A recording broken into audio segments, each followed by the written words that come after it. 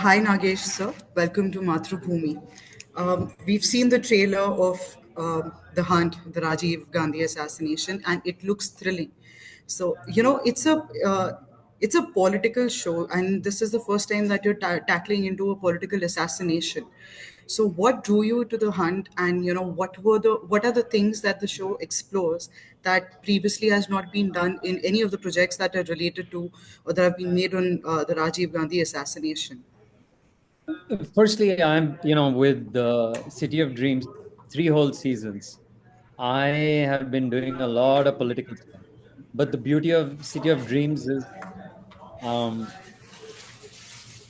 I can cook up whatever I want with my fellow writer uh, because it's pure fiction. The difference with this is the incident actually took place, and what followed since the assassination also took place. So, one had to be very careful with the veracity of uh, our accounts, the material, the way we were presenting them.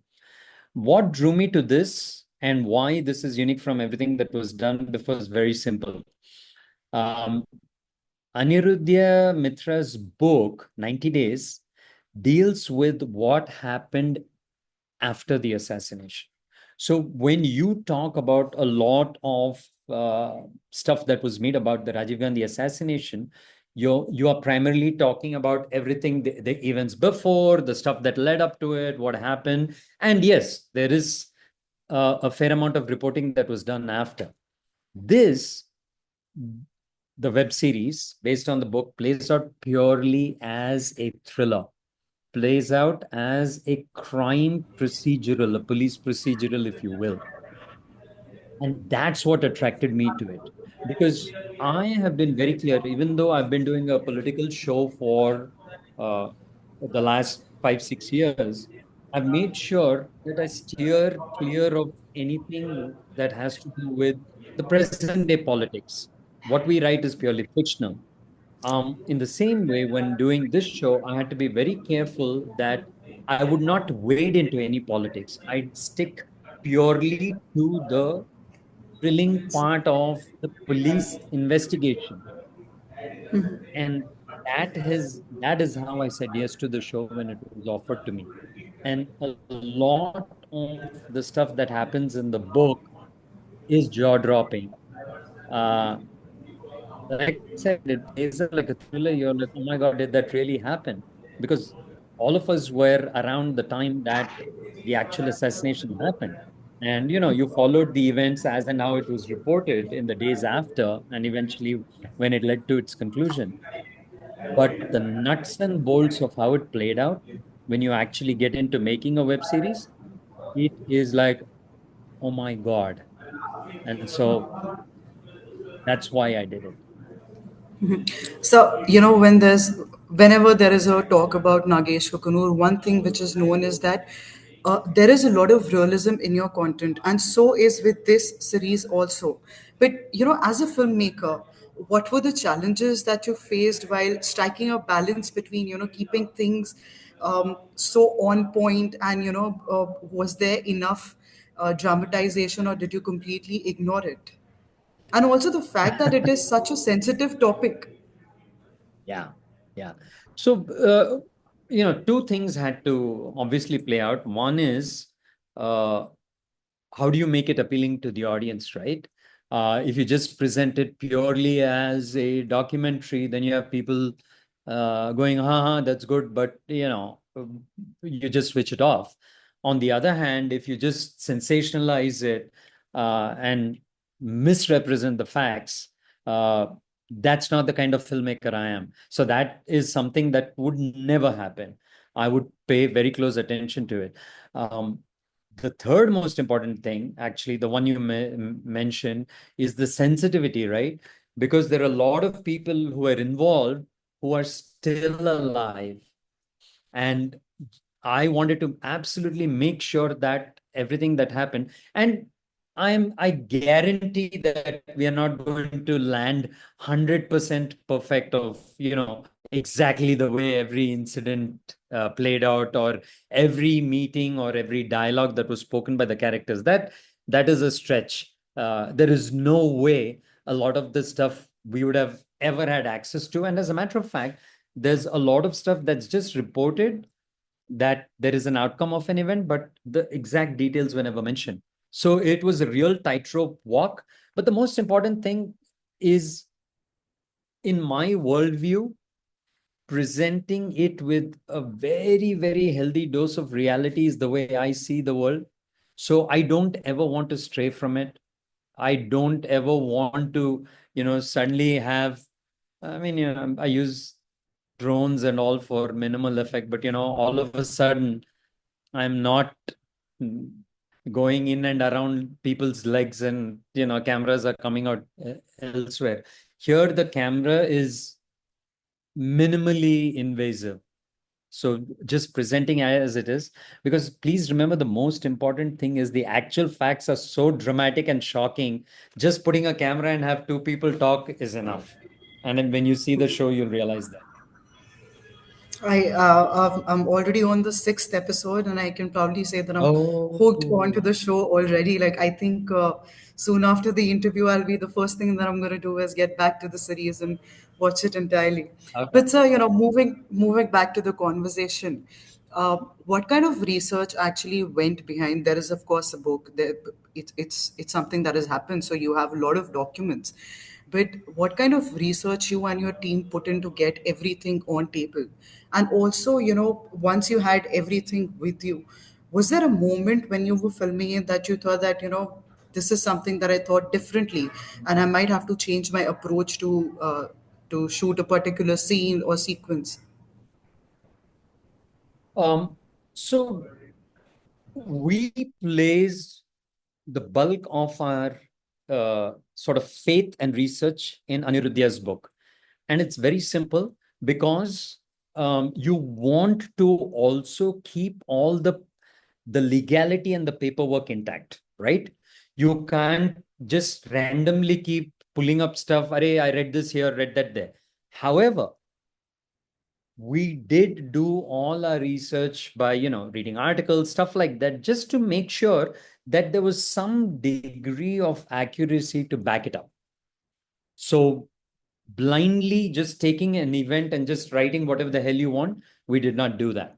So there is the problem is that the amount of information that's out there is limited in the sense it's all reported by the journalists of that time. And Anirudhya himself being a journalist, his account, he had access to a lot of people up top. It is arguably one of the closest you can get to the most dramatic events that played out. So the source material that we had, this was probably the best thing moving forward. So a decision was made that let's keep the book as the primary source, run with it. We'll do the other research to supplement it whenever we were getting into the specific scenes. Now, this happens on any film, web series, whatever. When you're filming, there is a continuous question. When you write words on paper, when you write dialogues, it comes out a certain way. When you have a character say it, all of a sudden you go, oh, that just sounds horrible. So, to answer your question, there was tailoring that was done on set because at no point did I want to offend the people who are already out there living, who are a huge part of this process.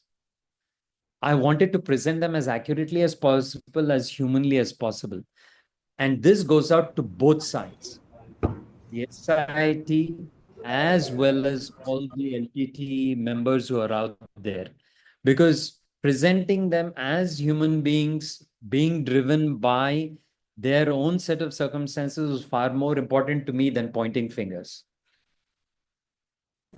So, speaking about the actors, Amit Shah leads the show, and he is one incredible actor who has the talent of, disappearing into any role. Like you throw any role at him, and he does it so well. So, what made you choose him as the lead actor in this? And can you recall any moment where he surprised you while the filming of the series? Oh, thank you for bringing Amit up. I'm like, when do I get to talk about this guy? So I a lot of times when I cast, especially since City of Dreams started, I've relied very heavily on the casting director. They just throw out people. The number of people I tried for Amit was insane for Amit's role. Um, I had not seen Maharani. I had not seen Jamtara. Okay. Samir Nair, applause. Out of the blue, one day just throws a zinger in a conversation. Uh, uh, and he says, "Hey, did you ever consider Amit Sayal?" So I'm like, "Who's that?" So he's like, "Oh, he's this terrific actor. You should take a look at him." So I kind of look and I'm like, hmm, now we are very close to the filming. And I'm thinking, but then I look at him and, we kind of tailor everything and we go, oh my God, he's a dead ringer for freaking Karthikeyan. Now, this is too much. I talk to a bunch of people, I look at a couple of scenes, and I've done this all my life, starting with Aisha Takia in Before I Cast Her in Door. I saw two scenes of a film that she had done, her very first film. And that's all I went by. And there was something about this guy. And I just threw a dart. I'm like, I'm going with it. The whole show rests on his shoulders, but I'm running with it. And it was arguably one of the most insanely awesome decisions I made. Because the first thing you said, he disappears in a role. Very few actors around today who can do that. Absolute. Everyone's got their own shtick. This guy does so little and yet so much. Um, I actually paid him a compliment. I told him, since Teen Diware, when Nasir had done a couple of scenes, have I seen an actor who I've looked on the monitor and said, that's pretty good. And then I've gone to the edit table and I've gone, oh my God, F. That is insane. Like, what just happened there? What did he do? And that happens because everything that he does, he's not acting. This is what we call, uh, sorry to throw a few terms, unconscious competence. Once he's understood the role and he'll try a couple of different things. He'll show me this is what I want to try. Once he did that at the very beginning, we were done. There were no discussions to be had. He would just come and do the scene, and I'd be like, okay, that's perfect. That's how the damn thing was shot. But what was your favorite moment from the series of Amit Sayal where you were absolutely mind blown? Like I have multiple, but which is your favorite? Okay, I'll pick one off the top of my head. So the most amazing thing with Karthikeyan was the fact that he never lost his cool. He never loses his cool. So there is a scene, and I'm going to talk completely in generalities. You would have seen it, where he chastises Amit Verma, uh, the hot shot investigator under him, the SP under him. And if you remember the scene, all he says in that is enough. And so we were kind of debating about how. And like I always say, when I have an actor who I totally trust, I'm like, run with it, and then we'll see what happens. And watch the line with which he says enough. There's so little on it. I mean, it's a moment that will come and go in the show, and people won't even realize it. And for me, that's a goosebump moment. And 100 times in the edit, I'm like, oh my God. Oh my God. Just look at that. Because if Karthikeyan gets angry, what would his level of anger be? It's a very fine line.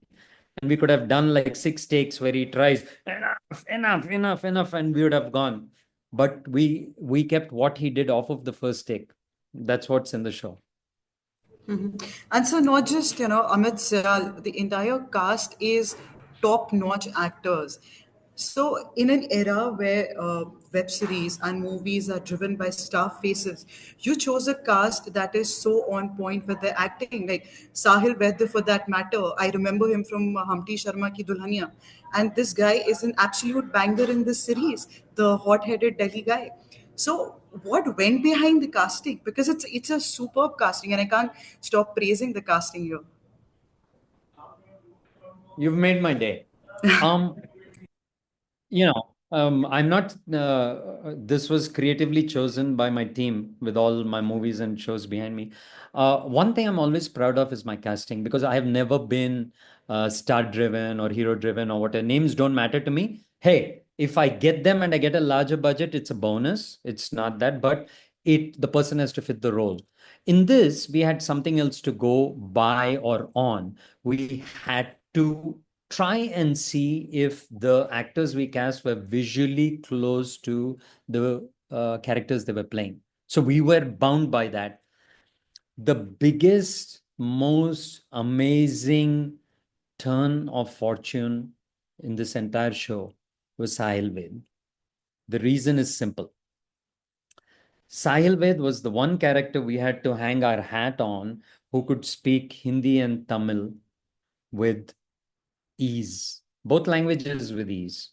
Now, I could have cast a character who spoke good Hindi, and then he invests the next 6 8 months and picks up the Tamil dialect well. And the Tamil dialect is so freaking difficult that people, when they attempt it, the actual people who speak Tamil can see it coming from a mile away that it's BS. I spent a good chunk of my time in Tamil Nadu. As a matter of fact, I went to a boarding school in Tamil Nadu. So at one time, I used to speak Tamil relatively well, not like Sahil. And that boarding school was located in Yerkad. And the closest big town to Yerkad is a town called Salem. And guess where Sahil Ved grew up? Salem. S- So Sahil Ved, I mean, you're talking about all kind of this is where conspiracies theories come into play, and we're drawing strings. Um, he's from Salem, so I get an actor who's not only good, who's Hindi, of course, one needn't bring into question, and he starts speaking Tamil, and I go, how did this even happen? I mean, how? Yeah, and once the I have an actor of a certain standing, I'm not concerned by what they did. I like completely casting against the type. Yeah, I know Sahil had done stuff, like you said, uh, Humpty Sharma Ki Dulhania, all that, but it doesn't bother me if in those first couple of readings they can take direction from me. And that was it. We had Amit Verma, the hothead. So So you yeah. just So you just mentioned that it just turned out that Sahil also belonged to Salem, and he was so good with Tamil, which reminds me of one of the scenes in the series itself where Sahil is also discussing it with Danish Iqbal that luck has a role to play. So probably this is kind it works on the similar lines maybe. So just moving to my last question, absolutely. so that we quickly wrap this up. Another aspect that I absolutely fell in love with the series is the crisp, the tight editing. And I'm sure when you have a brilliant series like this, there might be a lot of moments where you might have had to be a little tricky in picking what to keep, what not to keep. So how much was your involvement in the edit room, and what went behind, like are there scenes that you now think of should have been on the series, or maybe a couple of scenes that you should have let go of, something on those lines? Two things. One, I have a great editor, Farooq Hundekar, who cut the show. He'd been cutting my other shows as well. So totally trust Farooq. Um, how much does a director get involved in the editing? 100%, or maybe like 1000%, because the editor, he or she builds everything. Okay. Finally, I have to say yes. The moment I say yes, the ownership is mine. You cannot blame the editor anymore because I am at that's where the trust factor comes in, right? Okay. So we are kind of thinking along the same lines. I am someone who hires professionals completely trusting them, but the final say will always be mine because I will take the responsibility, good or bad. With this, I did something that was not different from the process that I follow with every single thing, going all the way back up to Hyderabad Blues. Hyderabad Blues was 82 minutes. People said, अरे यार कम से कम 100 लगाओ, 100 नहीं तो keep it at 90, which is the US magical number. I didn't want to pad it with 8 bullshit minutes. It cut, it landed at 82. I left it at 82. I've done this all my life and I'm brutal. I'll give you one random example. City of Dreams. There was one sequence, the last day we shot. It was arguably the most expensive sequence that I'd ever done in a show. And 2 days later, when I was editing it, I said, God damn it, this doesn't fit in the damn show. And I cut it. A big sequence with Atul Kulkarni and Uday Tikekar. So I am very brutal with my stuff. So I have no issues letting it go. My idea is give the audience less. They'll be like, yaar, agar kuch or, that's okay. Just don't give them too much. Don't fall in love with your material. So I'm glad to hear you say that it's tight because that's exactly what the intent of the show is. So just one last thing before before we sign out, can you give us one BTS moment from the series that is your absolute favorite, something that you're going to cherish? Oh boy. But how can I without giving away the giving away the spoilers? Um, I mean, as you said it, I have stuff that comes to my mind. Stuff that when I was shooting, that it was goosebumps of a level, but it's arguably the biggest spoiler of the show. Um, so should I come up with a fake BTS moment? I'm trying to think. I Okay, should maybe put I'll it. just cut it out. Maybe I'll just not take it for the interview. But now you I'm have my interest. I I'm not saying it, Divya. You better watch it because you're very, very close to completing it. So that's why I'm not going to. So All right, you no watch worries, it sir. and you reach out back to me. I promise I'll tell you. I think you'll come up with the same moment that um, I'm talking about because it was pretty spectacular. So Okay, I hope so. I'm gonna definitely gonna text you after this once I finish watching the series. And thank you so much, sir. Thank you for speaking to Mathrubhumi. It was such a pleasure speaking to you. And it is a brilliant series. It is amazing. It just thank keeps you hooked, and it's absolutely binge worthy. All right. Thank you thank so you. much, sir. You're making my day. You're saying all the right things. I love it. Thank you so much. So it's a brilliant series. I can't stop praising it. That's what I've been doing it since morning. So Thank yeah, you. I'm thrilled to watch it. Yeah. Thank you Thank you so so much, much. sir.